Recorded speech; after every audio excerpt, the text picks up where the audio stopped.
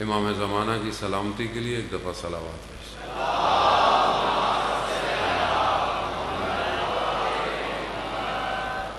لا حول ولا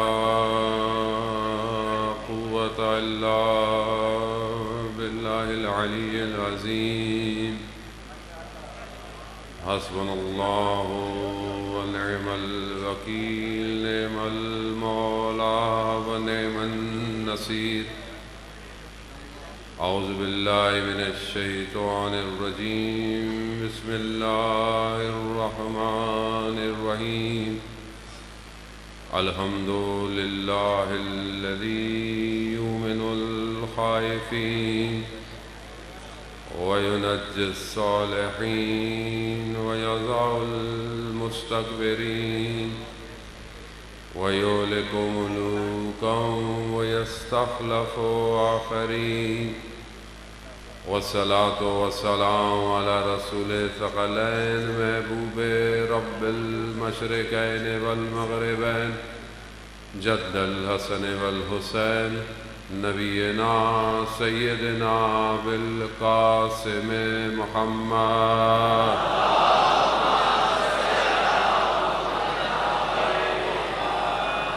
وعلى آله الطيبين الطاهرين المعصومين لا سيما بقية الله في الأرضين روحي بأرواحنا لتراب مقدم الفداء ولعنة الله على أعدائهم أجمعين بسم الله الرحمن الرحيم رب اشرح لي صدري ويسر لي أمري واحلل عقدة من لساني يفقهوا قولي أما بعد فقد قال رسول الله صلى الله عليه وآله وسلم إن الحسين مصباح الهدى والسفينة النجاة صلوات عليكم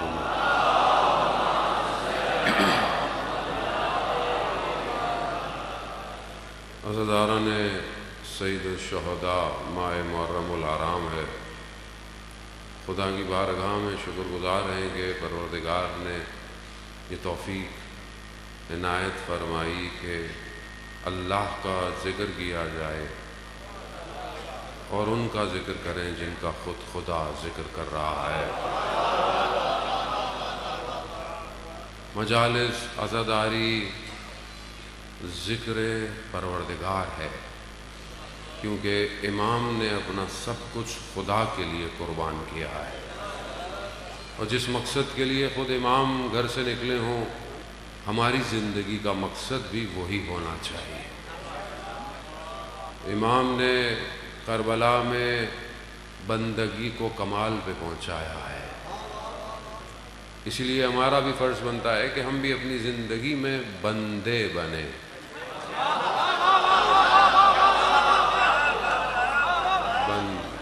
اصل ہدف بندگی ہے۔ بندگی کسے کہتے ہیں؟ بندہ کون ہے؟ آیت اللہ اصفہانی اپنی کتاب میں بیان کرتے ہیں کہ ایک شخص تاجر تھا، گھر آیا، گھر والوں نے دیکھا کہ بہت خوش ہے، کہا اتنے خوش کیوں؟ آج کوئی بڑا سودا کر کے آئے ہو؟ کہا آج میں نے بہت بڑا سودا کیا ہے۔ کہا کیا؟ کہا میں نے غلام خریدا۔ کہا پھر؟ کہا میں نے غلام سے پوچھا کہ تم کیا کھاؤ گے؟ تو کہتا ہے کہ جو آپ کھلائیں گے کھا لوں گا۔ کہا تم پہنو گے کیا؟ کہا جو آپ پہنائیں گے۔ کہا رہو گے کیسے؟ سو گے کیسے؟ کہا جیسا بھی۔ کہا تمہاری اپنی کوئی مرضی نہیں ہے؟ کہا میں غلام ہوں۔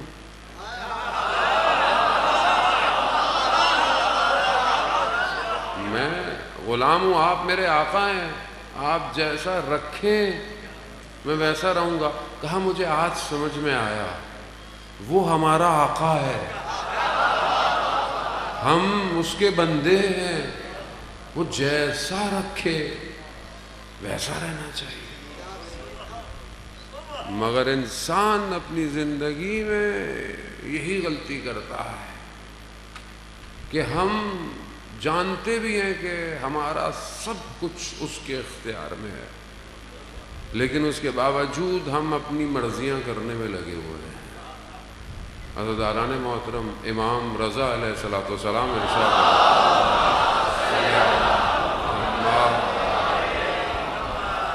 امام ارشاد فرماتے ہیں کہ خدا کی طرف سے کہ اگر تم اللہ کے کم دیے ہوئے پر راضی ہو جاؤ، جو اللہ نے تمہیں دیا ہے، جیسا بھی دیا ہے، جتنا بھی دیا ہے، کم دیا ہے، اس پہ راضی ہو جاؤ تو خدا تمہارے کم عمل کو بھی قبول کر لے گا۔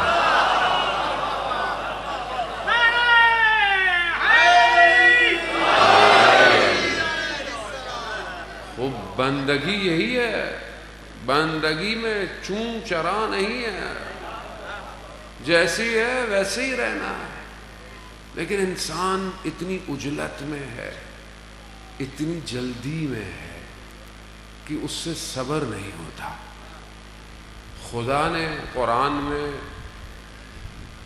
بہت کم جگہ پر، شاید شاذ و نادر ہے کہ خدا نے بہت جگہوں پر اپنے بندوں سے محبت کا بھی اظہار کیا ہے، بہت سارا کچھ کیا ہے، لیکن میں کس کے ساتھ ہوں یہ سب کو نہیں کہا، سوائے ایک کے، ان اللہ مع الصابرین، اللہ صبر کرنے والے کے ساتھ۔ اب انسان سب کرتا ہے مگر اسے صبر نہیں ہو رہا، کیونکہ وہ چاہتا نہیں ہے، اسے نہیں پتا کہ خدا کا ساتھ ہونا کتنا ضروری ہے۔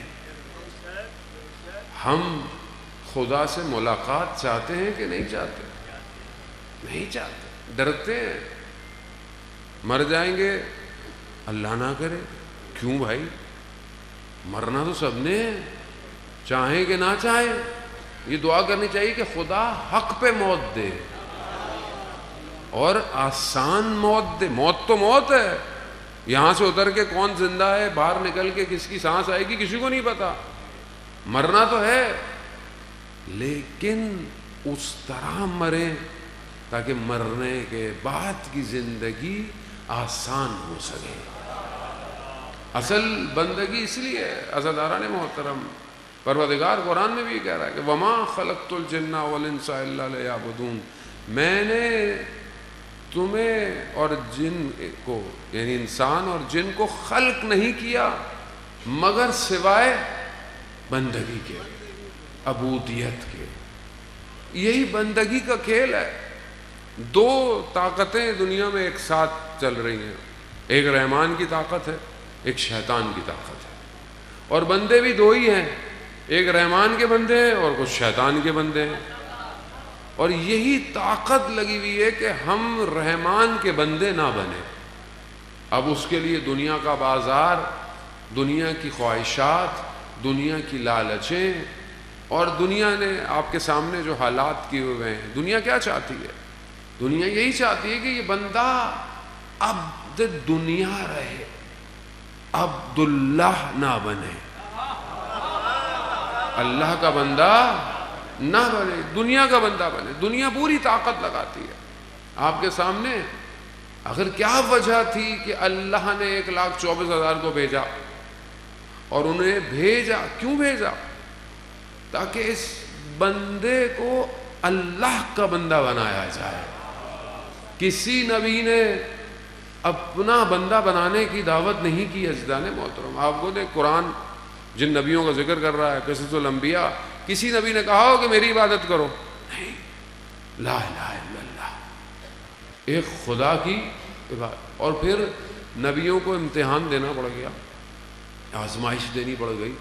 حضرت نوح 950 سال تبلیغ کرتے، روز اتنا ان کو لہو لہان کیا جاتا تھا، بے ہوش ہو جاتے تھے۔ اللہ کا نبی ہے مگر خدا کی بارگاہ ہے، اور خدا کی راہ میں آزمائش ہے، امتحان ہے۔ حضرت موسیٰ کو کتنی مشکلات برداشت کرنی ہوئی، کتنی چیزیں، لیکن پھر بھی خدا چاہتا یہی ہے کہ نبی مشکل لو لیکن ان لوگوں کو میری طرف لے کر آؤ۔ خدا کتنا رحمان ہے آپ کے سامنے۔ جب حضرت موسیٰ کو فرعون کے پاس بھیجا، فرعون کون ہے؟ جو اپنے آپ کو کہہ رہا ہے انا ربکم الاعلی، میں ہوں رب سب سے بڑا.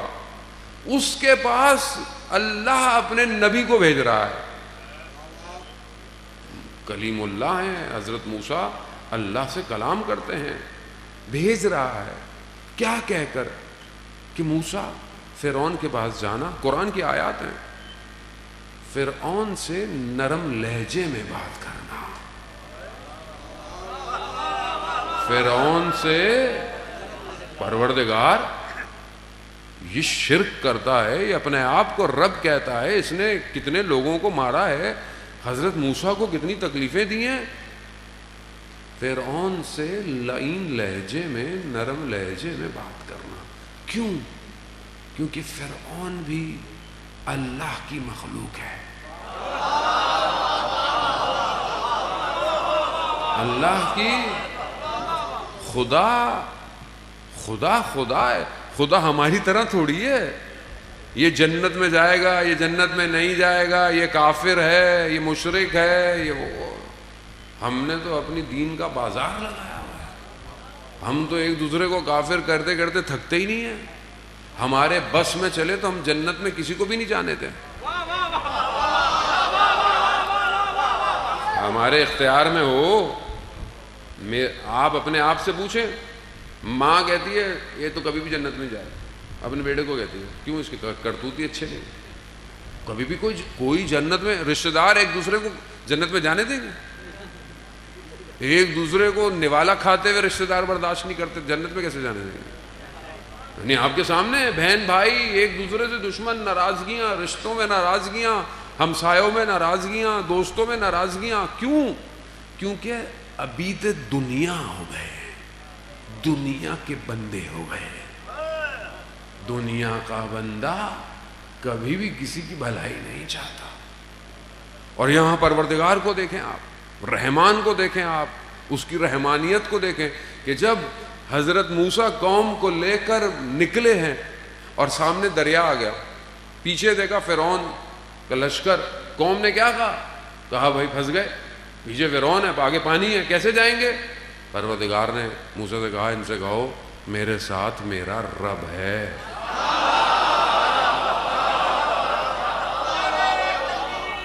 اللہ اکبر، اللہ رسول اللہ،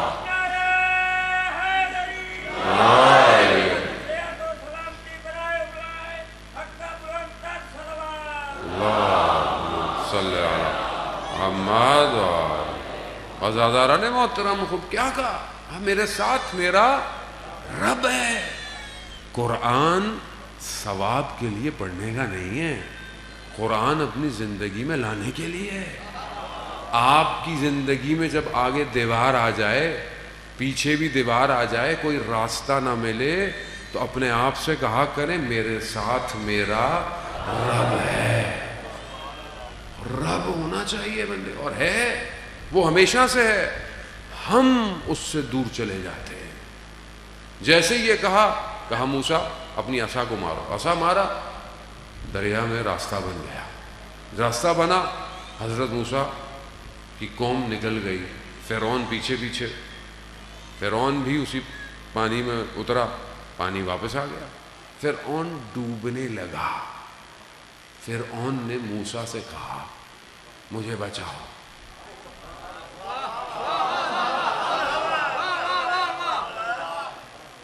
مگر نہیں بچا، ڈوب گیا.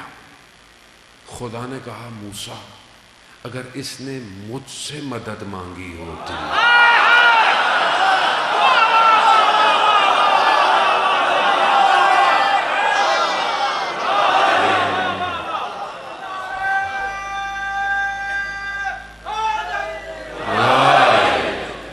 مجھ سے مدد مانگی ہوتی تمہیں بچا لیتا. عزیزان محترم، خدا نہیں ہے ہماری زندگی میں، سب کچھ ہے، خدا نہیں ہے. نمازیں بھی ہیں عادت کی، اللہ اکبر ختم ہو گئی پتہ ہی نہیں چلا. تیسری رکعت تھی، چوتھی رکعت تھی، نہیں پتہ چلا. آدمی کا دھیان ہی کہیں اور ہوتا ہے.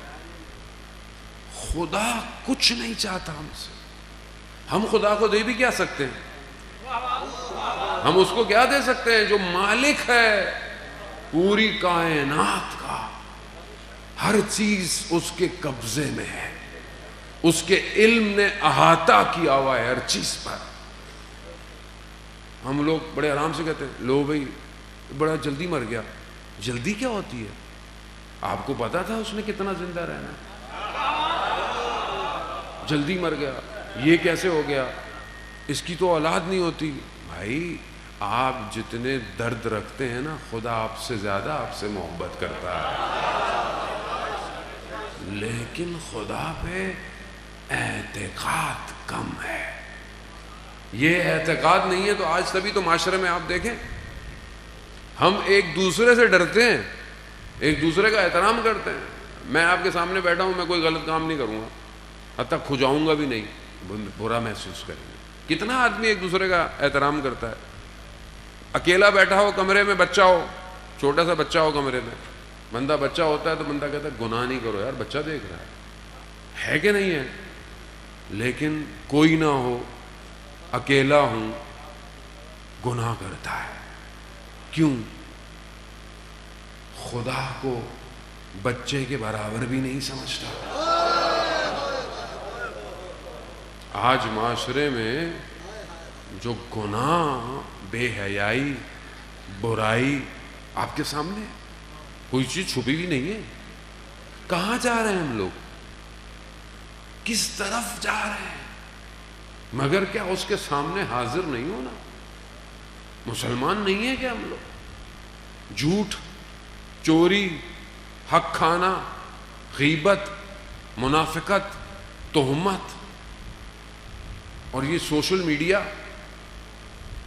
ڈرامے، یہ ساری چیزیں، ٹک ٹاک، انسٹاگرام، فیس بک. ٹھیک ہے آپ اگر کوئی پڑھائی کرتے ہیں، اچھا کام کرتے ہیں، اچھے، مگر کتنی دیر ہم اچھا کام کرتے ہیں اور کتنی دیر فضول کام کرتے ہیں ہم لوگ. کتنی دیر ہمارا نفس صرف ٹک ٹک کرتا رہتا ہے، کتنا وقت ہمارا ان کاموں میں لگتا ہے. آج ہم سمجھ نہیں رہے. یہ سب ایسے نہیں ہو رہا، یہ سب پلان ہے. شیطان کا سسٹم بڑا اسٹریٹجیکل ہے. اس نے اپنا سسٹم، اپنا جال بچھایا ہوا ہے، کس طریقے سے جوانوں کے نفس کو برباد کرنا ہے، برباد کر رہا ہے. بے حیائی معاشرے کے اندر آپ دیکھیں، ابھی وہ یونیورسٹی کا جو کیس ہوا آپ کے سامنے، نشہ، کیسے آپ اپنی ماؤں بہنوں کو تعلیمی اداروں میں بھیجیں گے؟ تعلیمی نظام خود ہم نے برباد کیا ہے. ہمارے نظام میں نہ اللہ ہے، نہ رسول ہے، نہ خوف خدا ہے. سلام علیکم.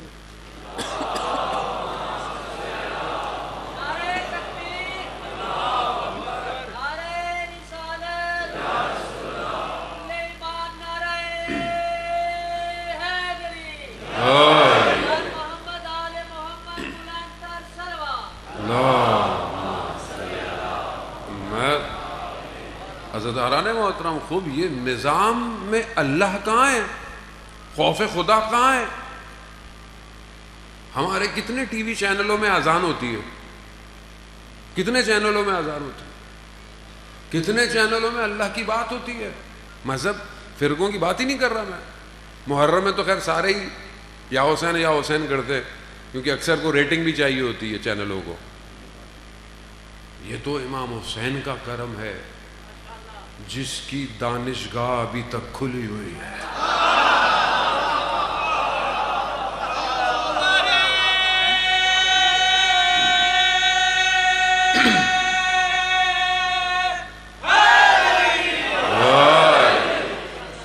کوئی اور یونیورسٹی ایسی یونیورسٹی نہیں ہے، یہ امام حسین کا درس ہے. اگر یہ نہ ہوتا، اور یہ کیسے نہ ہوتا، جب رسول خدا شخص رسول کی خدمت میں آتا ہے، صحابی ہے، دیکھا ایک بچہ آیا 5 سال کا، رسول خدا کھڑے ہو گئے. رسول خدا بچے کو بہت محبت، صحابی کہتا ہے یا رسول اللہ، آپ خاتم الانبیاء، آپ اس بچے کے احترام میں کھڑے ہو گئے. کہا تم نہیں جانتے یہ حسین ہے، یہ حسین ہے۔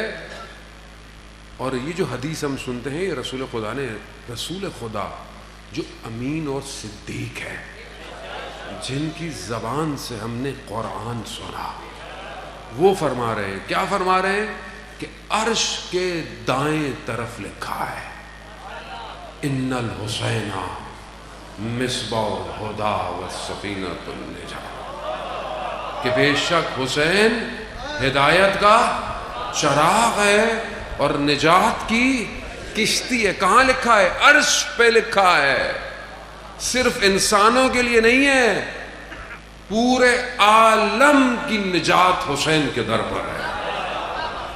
تبھی تو آپ دیکھیں آج پوری دنیا میں حسین حسین ہو رہا ہے، اور سب کے لیے یہ مجلس کسی فرقے کی نہیں ہے، یہ صرف شیعہ ویعہ کی نہیں ہے۔ عزاداران محترم، یہ غلط فہمی ہے ہماری، یہ ہم نے خراب کیا ہے۔ میرے جیسے کم پڑھے لکھے لوگ ممبر پہ آ کر امام حسین کے مقصد کو خراب کر دیتے ہیں۔ امام حسین سب کے لیے ہے، یہ درس گاہ ہے۔ آپ یقین کریں اگر یہ حسینیت نہ ہوتی، آج میں ایک دیوبندی خاتون کا سٹیٹس پڑھ رہا تھا ٹویٹر پہ، کہہ رہی ہیں کہ میں عقیدے سے دیوبندی ہوں، مجھے شیعوں سے بے شک اختلاف ہے، لیکن میں اپنے پورے خلوص کے ساتھ یہ کہہ رہی ہوں کہ اگر شیعہ نہ ہوتے تو آج ہم امام حسین کو باغی اور یزید کو باغیوں کو کچلنے والا سمجھتے ہیں، اس میں کوئی شک نہیں ہے۔ یہ جو عزاداری، یہ جو زحمتیں، یہ جو مشکلات، سختی، گرمی، یہ جو امام حسین کے ذکر کو زندہ رکھا ہے، ہم نے نہیں رکھا، یہ عزاداری ہے جس نے ہمیں زندہ رکھا ہوا ہے۔ خوب یہاں اس کا اصل ہدف یہی ہے کہ امام کے مقصد کو سمجھے۔ 8 سال ایران عراق کی جنگ تھی، اس میں ایک اسکول کا ٹیچر اپنی کتاب لکھتا ہے، اس کے اندر بتاتا ہے کہ اسکول میں، ہائی اسکول میں ایک لڑکا تھا، بہت نیک تھا، لڑکے اس کو چھیڑتے تھے، تنگ کرتے تھے کہ تم اتنے اچھے ہو تو جنگ ہو رہی ہے، جنگ میں چلے جاؤ۔ تو وہ کہتا تھا میں ابھی ہائی اسکول ختم ہو رہا ہے، یونیورسٹی میں جاؤں گا، پہلے سیمسٹر میں ٹاپ کروں گا، پھر جنگ میں جاؤں گا۔ کہا کیوں؟ کہا میں نہیں چاہتا کل کو لوگ کہیں کہ جنگ میں پڑھے لکھے لڑکے نہیں تھے۔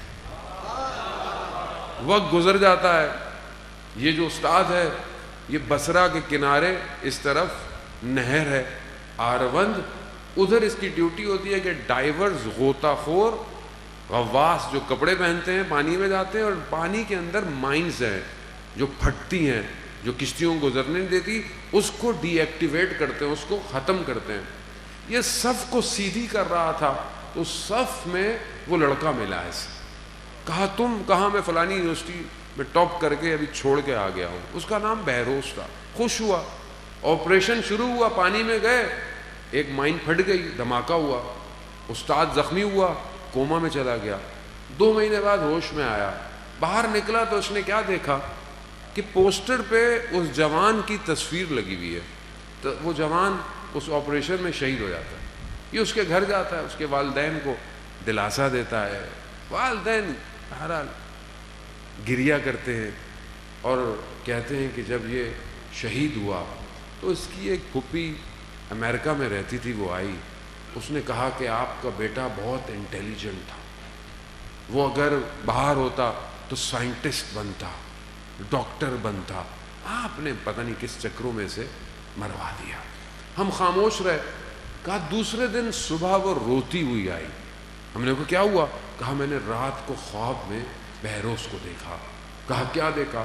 کہا وہ یونیورسٹی کے جو کپڑے ہوتے ہیں ڈگری لیتے وقت، گاؤن وہ پہنا ہوا ہے اور سفید کلر کا گاؤن ہے اور ہوا میں پرواز کر رہا ہے،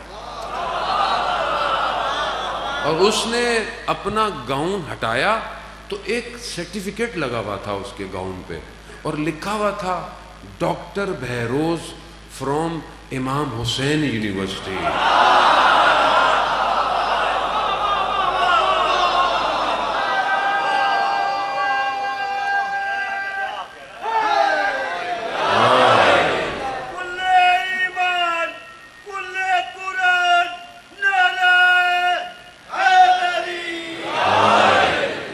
عزاداران محترم حسین، امام حسین کا در کھلا ہوا ہے، کھلا ہوا، آج بھی کھلا ہوا ہے۔ جو اس راستے پر اپنی جان دے گا، مال دے گا، وقت دے گا، وہی بندہ خدا بنے گا۔ آج ہماری ذمہ داری یہی ہے۔ آج امام کا مقصد کیسے پورا ہو؟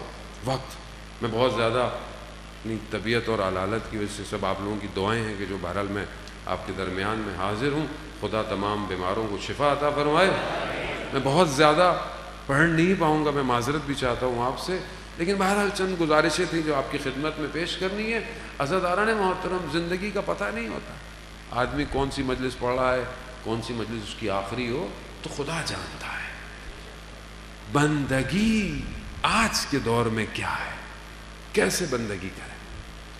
ایک حدیث بہت تیزی سے اور اس کے چند مطالب آپ کی خدمت میں۔ یہ جو ہم زیارت میں پڑھتے ہیں، یا لیتنی کنتو معاکم فافوز فوزا عظیما، کاش ہم آپ کے ساتھ ہوتے تو ہم بھی عظیم کامیابی حاصل کر لیتے۔ عظیم کامیابی، کیا کامیابی تھی؟ ہم کربلا والوں کے ساتھ ہوتے، ہم بھی کامیاب ہو جاتے۔ کربلا میں تو اب ہم نہیں ہیں، نہ ہم کربلا جا سکتے ہیں۔ زیارت تو اللہ ہم سب کو زیارت نصیب فرمائے، لیکن ہم 61 ہجری تو جا نہیں سکتے، تو اب کیا کریں؟ آواز آئے گی، ہمارا فرزند تمہارے درمیان میں موجود ہے، ہمارا فرزند امام وقت، اللہ جل اللہ جل اللہ جل اللہ جل یا علی یا علی یا علی مدد۔ اب یہ امام موجود ہے، یہ امام نہ سنیوں کا ہے نہ شیعوں کا ہے، امام امام ہے۔ اہل سنت کہیں گے پیدا ہوتا ہے، کوئی بات نہیں۔ شیعہ کہتے ہیں پیدا ہوا ہوا ہے، کوئی بات نہیں۔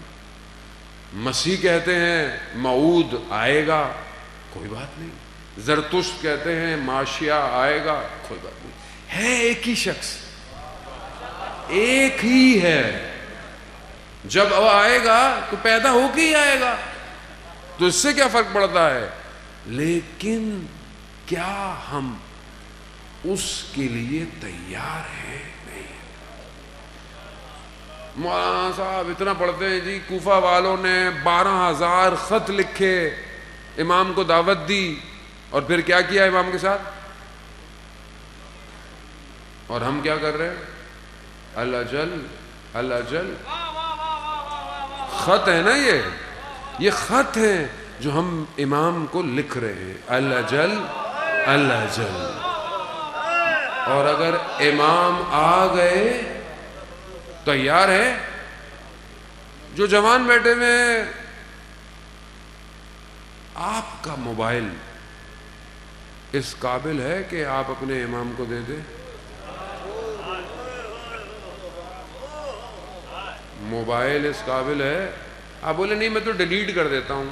آپ میرے سے ڈیلیٹ کرتے ہیں، اپنے امی ابو سے ڈیلیٹ کرتے ہیں، امام سے ڈیلیٹ کر سکتے ہیں چیزوں کو؟ جب آج میں اپنا موبائل امام کو نہیں دے سکتا تو کیا کل جان دوں گا؟ عزیزان محترم، یوسف زہرا تنہا ہے، یہی تو مشکل ہے۔ اتنے لوگ 313 نہیں ہو پا رہے۔ ایک عالم دین کہتے ہیں کہ میری ملاقات ہوئی امام سے اور مسجد جمکران میں نے کہا مولا اتنے سارے لوگ آئے ہوئے ہیں، آپ آتے کیوں نہیں ہیں؟ کہا یہ سب میرے لیے نہیں آئے، یہ اپنے لیے آئے۔ کسی کو اولاد چاہیے، کسی کو گھر چاہیے، کسی کو گاڑی چاہیے، کسی کو ڈگری چاہیے، میرے لیے کوئی نہیں آیا۔ ہاں وہ دیکھو ایک بوڑھا شخص بیٹھا ہوا ہے، وہ میرے لیے آیا۔ کہتا ہے میں نے اس کو دیکھا، وہ عبادت پہ عبادت گریے، میں نے کہا یہ نماز روکے تو میں جاؤں، میری آنکھ لگ گئی، میری آنکھ لگی، میری آنکھ کھلی، میں نے دیکھا وہ شخص جا چکا، بوڑھا شخص چلا گیا۔ میں بڑا افسوس کیا، میں کہا میں کسی شخص سے تو ملتا جو واقعاً امام کے لیے آیا تھا۔ کہا پھر میں بہرحال چلا گیا، گھر گیا۔ پھر میں گھر میں تھا، کسی نے مجھے پیغام دیا کہ ایک بزرگ آئے تھے اور وہ امام کا سلام آپ کو دینے کے لیے آئے۔ مجھے پھر اتنا افسوس ہوا کہ میں اس شخص کو دیکھ نہیں پایا۔ عزیزان محترم، امام کی قربت کے لیے نام، شہرت، دولت نہیں چاہیے، امام کے لیے دل چاہیے، دل، قلب ایسا ہو جس میں کوئی نہ ہو، صرف امام ہو۔ کربلا میں کیا تھا؟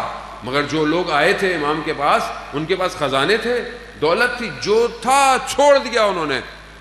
کیا چیز لے کر آئے امام کے پاس؟ صرف اپنا قلب لے کر آئے تھے۔ مولا اس دل میں آپ کے سوا کوئی نہیں ہے، اب چاہے بدن کے ٹکڑے ہو جائیں مگر دل سے حسین نہیں جانے والا۔ تو آج ہمارا قلب ہے تیار۔ یہ قلب سے مراد یہ دل نہیں ہے جو اندر لگا ہوا ہے سنوبر، نہ گوشت کا حصہ نہیں ہے، قلب اندر سافٹ ویئر انسان کا وہ قلب ہے، اور یہ قلب پاک نہ ہو تو اس میں بڑا مشکل ہے ایسی حالت میں۔ اب ہم امام تک پہنچنے کے لیے اپنے آپ کو تیار کریں، بندہ بنے۔ تین چیزیں تیزی سے آپ کی خدمت میں۔ روایت جو ہے، یہ حدیث، یہ دو راویوں سے مختلف بیان ہوئی ہے، اور امام نے اس میں صفت، ایک حدیث عنوان بصری ہے جو بہت بڑی ہے، اس کا ایک حصہ ہے، اور ایک اور جابر ابن جوفی سے جو ہے وہ یہ حدیث جو ہے وہ بیان ہے۔ حدیث امام جعفر صادق علیہ الصلوۃ والسلام صلی اللہ علیہ۔ شخص امام کی خدمت میں آتا ہے، امام سے علم حاصل کرنا چاہتا ہے۔ میں مقدمہ جو ہے وہ ڈیلیٹ کر کے بس آپ کی خدمت میں، امام پہلے تو اسے اجازت نہیں دیتے، بڑی مشکل سے اسے اجازت ملتی ہے، آتا ہے امام کے پاس بیٹھتا ہے، امام اس سے پوچھتے تیرا نام کیا ہے، تیری کنیت کیا ہے؟ وہ اپنی کنیت بتاتا ہے، میری کنیت عبداللہ ہے۔ امام اس کے لیے دعا کرتے ہیں، کہتی ہے اللہ تجھے تیری کنیت پہ قائم رکھے، یعنی اللہ کا بندہ بس۔ یہ اپنے دل میں کہتا ہے کہ اگر آج مجھے یہاں سے کچھ اور نہ بھی ملے نا تو میرے لیے دعا کافی ہے۔ امام نے دعا کی ہے۔ پھر امام پوچھتے کیوں آیا؟ کہا علم حاصل کرنا چاہتا۔ امام نے کہا علم حاصل کرنے سے نہیں آتا، علم نور ہے، خدا جس کے دل پہ چاہتا ہے اتار دیتا ہے، اور اس دل کی شرائط ہے کہ اس کو بندگی اور عبودیت کرنی پڑے گی۔ امام تین شرطیں بتاتے ہیں بندگی کی، ہمیں اپنی زندگی میں دیکھنی ہے کہ یہ زندگی میں ہماری ہے یا نہیں ہے، بس آپ سے التماس دعا۔ پہلی چیز امام کہتے ہیں تم کسی چیز کے مالک نہیں ہو، اصل مالک پروردگار ہے۔ جو کچھ تمہارے پاس ہے، تمہاری زندگی، تمہاری مال، تمہارا اولاد، کوئی تمہارا نہیں ہے، سب تمہیں خدا نے دیا ہے۔ خدا تمہیں مال نہ دے تم کیا کر سکتے ہو؟ جو رزق انسان کماتا ہے کہاں سے کماتا ہے؟ زبان سے کماتا ہے، ہاتھ سے کماتا ہے، دماغ سے کماتا ہے، اسی سے کماتا ہے نا۔ یہ کس نے دیا ہے؟ کوئی چیز تمہاری نہیں، صرف وہ مالک ہے، اور جب وہ مالک ہو تو پھر کوئی چیز اس کی راہ میں دیتے ہوئے تکلیف نہیں ہونی چاہیے۔ میں تو نہیں دوں گا، یہ تو میرا مال ہے، آپ کا مال ہی نہیں ہے۔ آپ کی ضرورت سے زیادہ ویسے بھی جو کچھ ہے وہ آپ کا ہے ہی نہیں، وہ کسی اور کا مال ہے۔ اس کی بہترین مثال کربلا، جو کچھ امام کے پاس تھا سب خدا کی راہ میں دے دیا۔ رزن بے قضائے تسلیم بہا، کیوں کہ سب خدا کا ہے۔ علی اکبر جیسا کڑیل جوان خدا کا ہے، علی اصغر خدا کا ہے، اس سے بہتر اور کون ہو سکتا ہے جو بندگی کرے؟ عزاداران محترم، اپنی زندگی میں پریکٹس کریں، سب خدا کا ہے۔ خدا ہمیں بھی توفیق دے۔ میں بھی اتنی باتیں کرتا ہوں، عملی طور پر میں بھی ناکام ہو جاتا ہوں۔ جب آدمی عملی طور پہ آتا ہے نا، بات تو کرنا آسان ہے، پریکٹیکل پھنستا ہے آدمی۔ دوسری چیز امام فرماتے ہیں اپنی زندگی میں لمبی لمبی تدبیریں مت کیا کرو، پلاننگیں مت کیا کرو، آرزویں مت بنایا کرو۔ کیوں؟ اصل مدبر پروردگار ہے، اصل وہ تمہارا پلانر ہے۔ انسان اپنی آرزویں، ہاں اپنی کیریئر کاؤنسلنگ کریں، ایجوکیشن کی، کام کی، بزنس کی، سب کریں، ویژن سٹیٹمنٹ میجرز، لیکن اتنی لمبی آرزویں نہ رکھیں، کل کو پوری نہیں ہوتی انسان مایوس ہو جاتا ہے۔ لوگ کعبہ میں کھڑے ہوئے خدا کی بارگاہ میں شکوہ کرتے ہیں، پروردگار میرے ساتھ کیا ہو گیا، کیا ہو گیا؟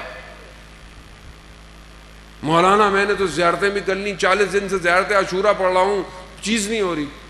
آپ کی تھوڑی ہے،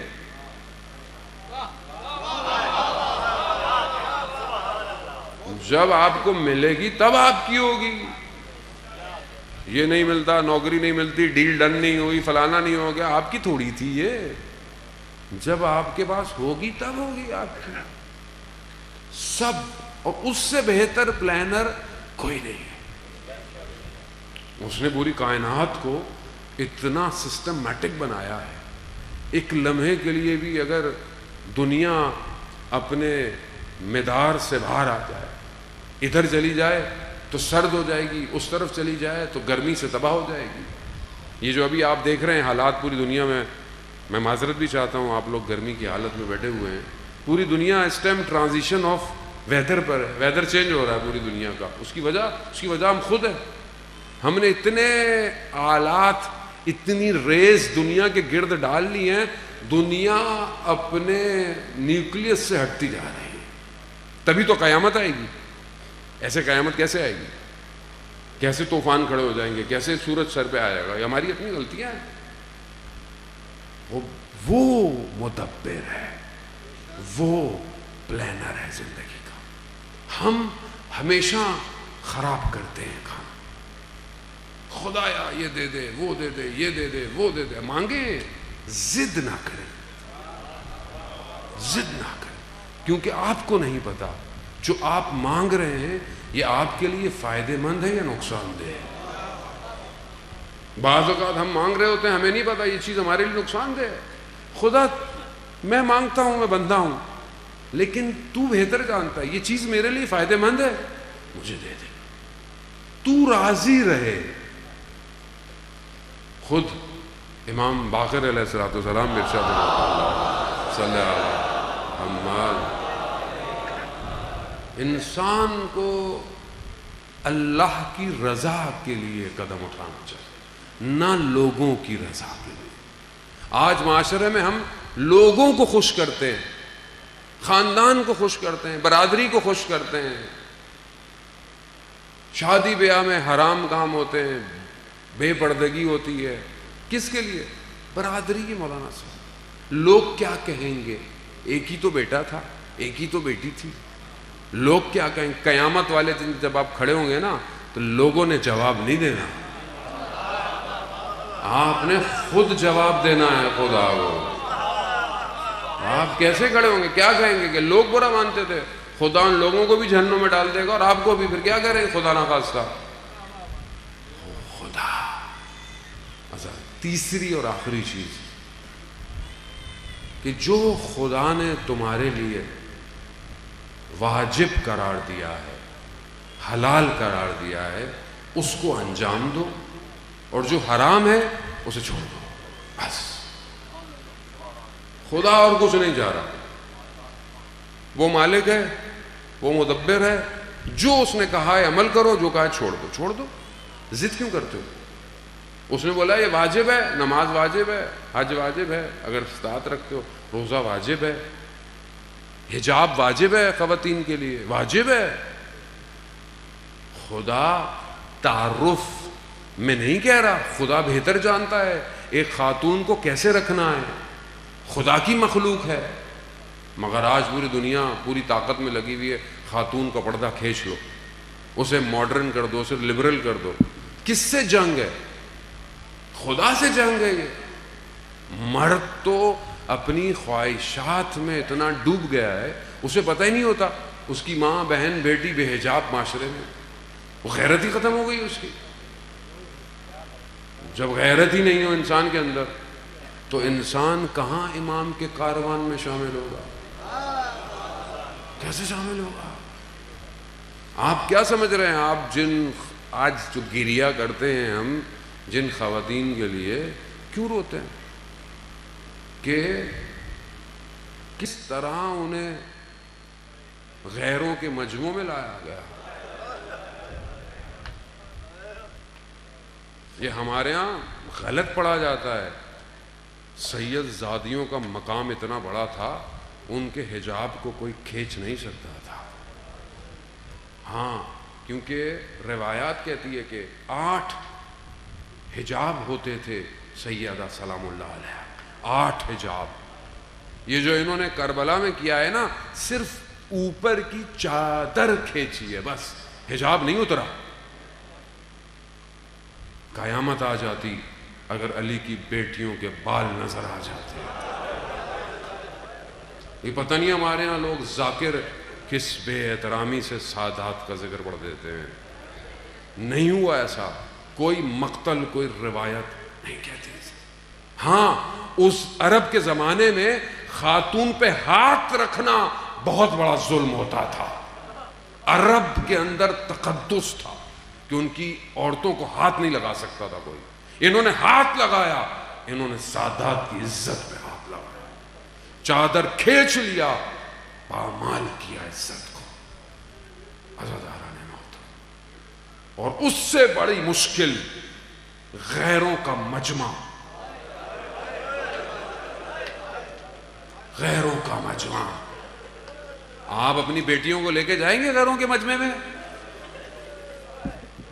حجاب میں ہو، آپ کا اپنا شہر ہو، آپ بازار میں اپنی بہن بیٹی کو لے کے جائیں گے، لوگ ان کو گور گور کے دیکھیں؟ نہیں دیکھیں گے. آپ نقاب پہنی ہوئی ہوں آپ کی بیٹیاں، پھر بھی آپ کو برا لگے گا. مگر میں قربان جاؤں سید سجاد پر. بندگی مگر یہی ہے. ابن عباس نے کہا نا امام حسین سے، کیوں لے کے جا رہے ہیں آپ عورتوں کو، بچوں کو کیوں لے کے جا رہے ہیں آپ، کیوں لے کے جا رہے ہیں آپ؟ ابن عباس نہیں جانتا تھا کربلا کو بچانا ہے تو انہی نے بچانا ہے. اللہ کی خاطر، وہ جنہیں دن کی روشنیوں نے نہ دیکھا، ان کے ہاتھوں میں رسیاں تھیں. ہاں عزاداران محترم، یہ اس سے بڑی اور کیا مصیبت ہو سکتی ہے؟ جو نجف سے کوفہ جاتے ہیں، نجف سے کوفہ، آپ نجف سے کربلا جاتے ہیں، جو بہت تیز چلتا ہے تو وہ 2 دن میں پہنچتا ہے. بہت تیز. روڈ بنے ہوئے ہیں، روڈ بنے ہوئے، سیدھے سیدھے روڈ ہے، رستے میں کھانا پینا بھی ملتا ہے، کوئی تھکاوٹ نہیں ہے، موکب لگے ہوئے ہیں، پانی ملتا ہے، آرام ملتا ہے. تیزی سے جائیں 2 دن میں پہنچتے ہیں آپ. یہ لٹا ہوا کارواں کربلا سے نجف 1 دن میں پہنچا.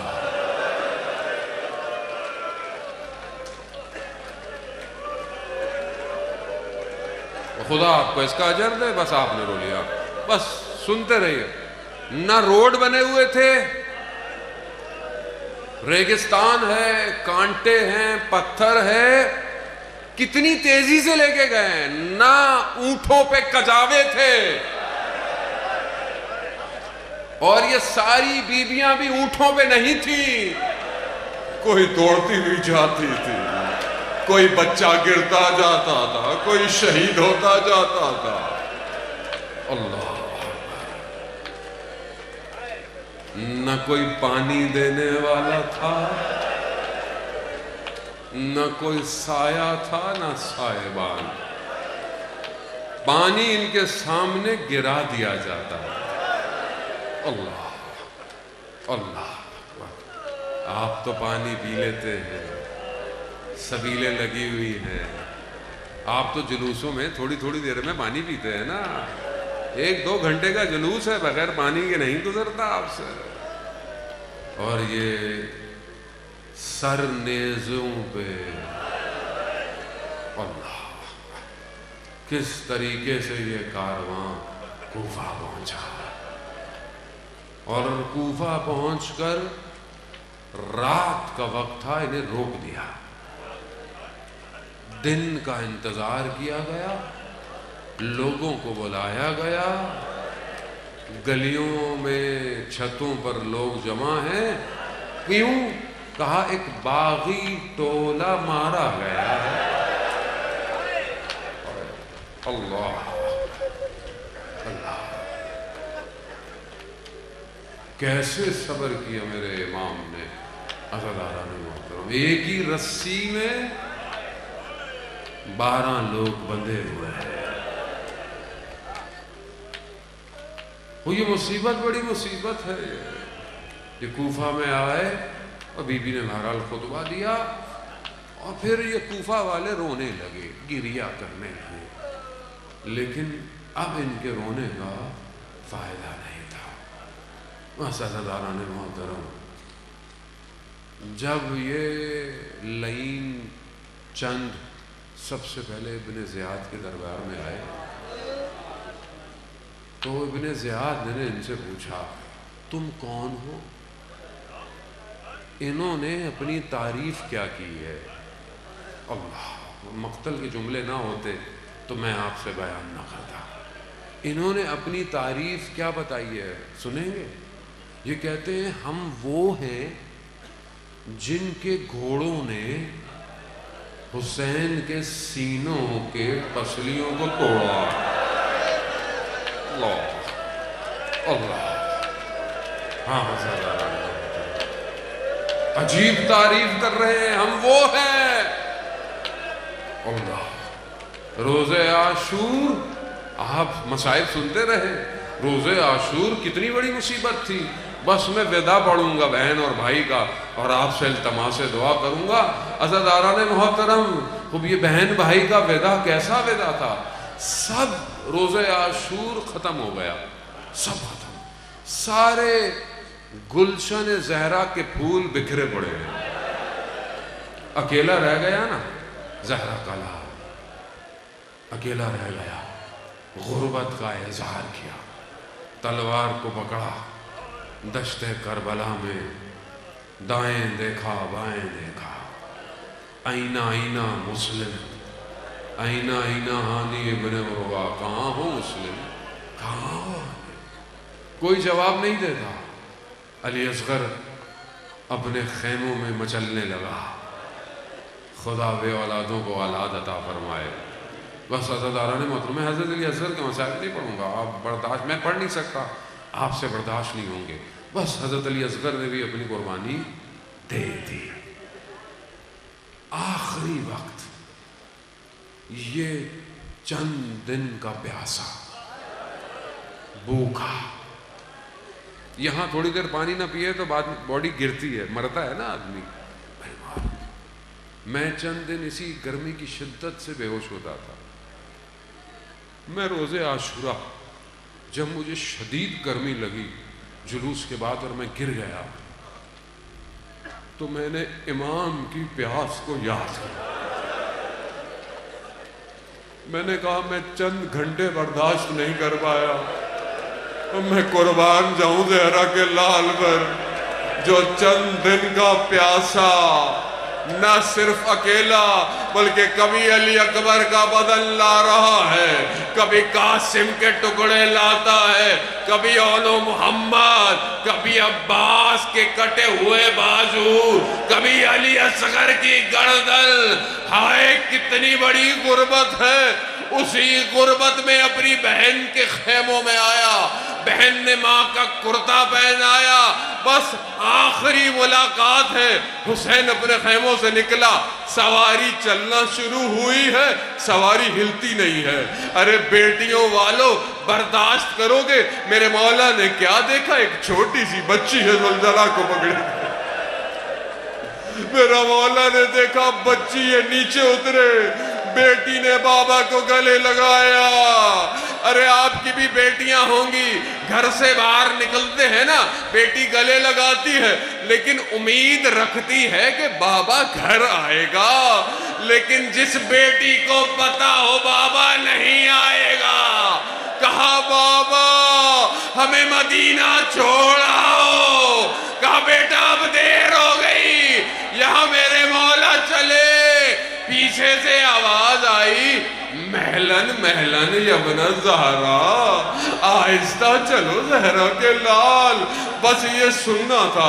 میرے مولا نے نیچے دیکھا کہ بہن ہے، کہا بہن ابھی تو جدا ہو کے آیا ہوں، کہا ماں کی ایک وصیت یاد آ گئی، بس چند جملے التباس دعا، ماں کا نام سننا تھا۔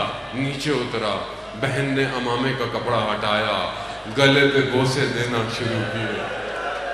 نہیں پتا ماں جانتی تھی کہ اس گردن پر خنجر چلیں گے۔ بس عزاداران محترم کہ جیسے ہی امام نیچے گرے ہیں، مقاتل کہتا ہے کہ 12 لوگ آئے کہ امام کے سر کو تن سے جدا کرے، نہ کر سکے۔ شمر آیا، جیسے ہی سینے پر بیٹھا، میرا 12واں امام زیارت نائیہ میں کہتا ہے شمر جالس علی صدر، شمر سینے پر بیٹھا۔ میرے مولا نے کہا شمر یہ کام نہ کر، میں تیری ساری غلطیاں معاف کروں گا، مگر شمر نے خنجر چلایا، خنجر نہیں چلتا۔ کہا کیوں نہیں؟ کہا یہ گردن پر میرے نانا نے بوسے دیے، میری ماں نے بوسے دیے، شمر نے